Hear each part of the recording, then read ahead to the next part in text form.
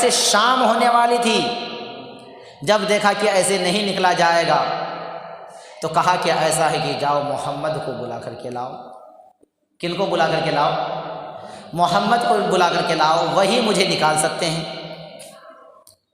جب سرکار کو بلایا گیا، سرکار تشریف لائے، انہوں نے ہچکچایا نہیں آنے میں، بلکہ آئے۔ آنے کے بعد جو ہے دیکھا معاملہ، دیکھنے کے بعد جو کہا کہ ابو جہل یہ گڈھا تو نے میرے لیے کھودا تھا، تو نے کیسے گر گیا؟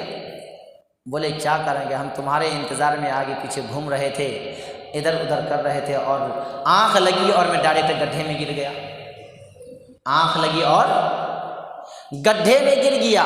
بولے او چلو ٹھیک ہے، اب بتاؤ تم جو ہے صبح سے کوشش کر رہے ہو نکلنے کے لیے، یہ رسیوں کو تم نے جو ہے ڈھیر لگا دیا ہے، بنڈل کے بنڈل لایا ہے، اب تک تو نہیں نکل پایا، اب بتا جو ہے مجھے تو سچا نبی مانتا ہے یا نہیں؟ تو مجھے سچا نبی مانتا ہے یا نہیں؟ اپنے گناہوں سے توبہ کرتا ہے کہ نہیں؟ بولے ہاں محمد، میں اپنی غلطیوں سے معافی مانگتا ہوں، توبہ کرتا ہوں، تو میری غلطیوں کو معاف کر دے۔ بولے ٹھیک ہے، معاف کر دیا۔ مجھے نبی مانتا ہے کہ نہیں مانتا ہے؟ اللہ کا پیغمبر، اللہ کا خلیفہ مانتا ہے کہ نہیں مانتا ہے؟ بولے ہاں مانتا ہوں۔ بولے تو اب اللہ کی وحدانیت پر اور میری رسالت پر ایمان لائے گا کہ نہیں لائے گا؟ بولے تو جلدی سے نکالتے، میں ایمان لے آؤں گا تیرے اوپر۔ کیا کہا؟ تمہارے اوپر ایمان لے آؤں گا۔ جیسے ہی سرکار نے جو ہے، سرکار کو وہ جو ہے رسی اسی کسی چیز کی ضرورت نہیں پڑی، سرکار نے جو ہے اپنے ہاتھ مبارک کو نیچے پھیلایا، پہنچایا، اور فوراً ابو جہل جو ہے سرکار کے ہاتھ مبارک کو پکڑ کے باہر نکل گیا۔ اب یہ بدبخت کیا کہتا ہے؟ اے محمد، واقعی میں نے تمہیں مان لیا کہ تجھ سے بڑا جادوگر کوئی ہے ہی نہیں، معاذ اللہ رب العالمین۔ کیا کہہ رہا ہے؟ تجھ سے زیادہ بڑا جادوگر کوئی ہے نہیں۔ نبوت کا انکار کر دیا، اللہ کی وحدانیت کا انکار کر دیا۔ جو انہوں نے وعدہ کیا تھا کہ ہم ایمان لائیں گے، وہ ایمان نہیں لایا۔ اس کی وجہ پتہ ہے آپ کو کیوں؟ اس وجہ سے کہ وہ گستاخ فاطمہ زہرا تھا۔ گستاخ رسول جو تھا وہ تھا ہی، مگر وہ اتنا بڑا بدبخت تھا کہ ایک وقت سے جب سیدہ طاہرہ و طیبہ سیدہ فاطمہ الزہرا کے زمانے بچپنا تھا، تو اس ابو جہل نالائق نے جو ہے سیدہ فاطمہ زہرا کے گال پہ جھاپڑ مارا تھا۔ کیا مارا تھا؟ جھاپڑ مارا تھا۔ تو اس ٹائم میں جب سیدہ فاطمہ زہرا جو ہے روتی ہوئی سرکار کی بارگاہ میں آئی، تو سرکار نے کہا کہ اے بیٹی فاطمہ، تم جاؤ ام حبیبہ کے والد کے پاس، ابو سفیان کے پاس جاؤ، امیر حمزہ کے والد کے پاس جاؤ، یزید پلیت کے دادا جان کے پاس جاؤ۔ کن کے پاس جاؤ؟ یزید کے دادا کے پاس، امیر معاویہ کے والد محترم کے پاس جاؤ۔ اس ٹائم میں حضرت ابو سفیان ایمان نہیں لائے تھے، وہ بھی حالت کفر میں ہی تھے۔ سیدہ فاطمہ زہرا جاتی ہیں، اور جانے کے بعد رو رو کر کے عرض کرتی ہیں کہ مجھے جو ہے ابو جہل نے مارا ہے۔ بیٹا کہاں مارا؟ گال پہ مارا۔ بولے اس نے تمہیں مارا؟ سیدہ فاطمہ زہرا کے ہاتھ مبارک کو پکڑا، بولے چل بیٹی دیکھتے ہیں کہ ابو جہل کی ہمت کیسی ہوئی جو تیرے اوپر ہاتھ اٹھایا۔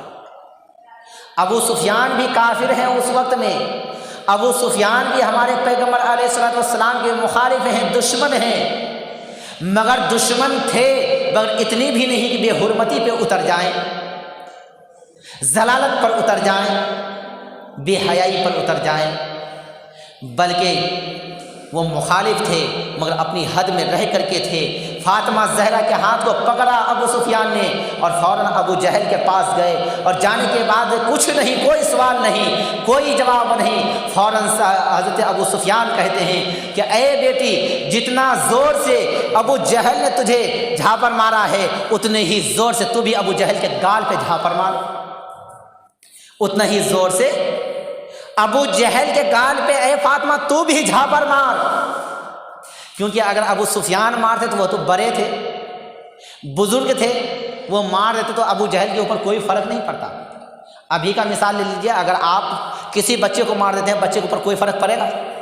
مگر اگر بچے نے مارا نہیں آپ کو، اگر آپ کے اوپر ہاتھ بھی اٹھا لیا تو بہت بڑی بات ہو گئی۔ وہی سسٹم ابو سفیان نے وہاں پہ کیا تھا کہ اے بیٹی اب میں نہیں ماروں گا، اسے جو ہے تو اپنے ہاتھ سے مار، تاکہ دنیا میں اس کی تاریخ یاد رکھے کہ ایک خاتون جنت کے اوپر اس نے ہاتھ اٹھایا، شہزادی رسول کے اوپر ہاتھ اٹھایا، ایک بچے ننھی منڈی 1.5 سال بچے کے اوپر ہاتھ اٹھایا۔